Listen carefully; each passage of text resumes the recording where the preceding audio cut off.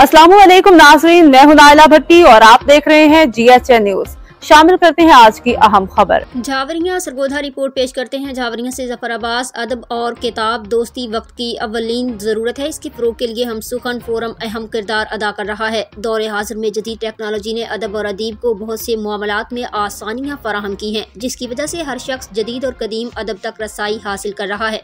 ये बातें अदबी फोरम हम सुखन भीरा के माहाना 21वें इजलास से खिताब करते हुए मारूफ इल्मियों अदबी शख्सियत चौधरी इकरामुल्लाह सलीमी, स्कॉलर कालम नगार इंतजार अहमद असद, प्रोफेसर रियाज हुसैन आमिर, निसार अली भट्टी, प्रोफेसर अब्दुल बासित उमैर यासिर शहीन, प्रोफेसर हुमा असद, मजहर इकबाल भट्टी, ताहिर जाफरी, सैयद वकार नकवी ने किया।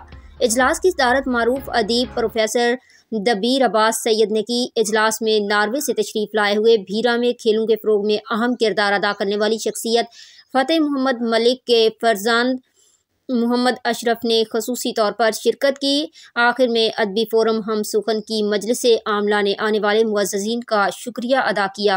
रिपोर्ट जफर अब्बास, तहसील रिपोर्टर, शाहपुर, झावरिया।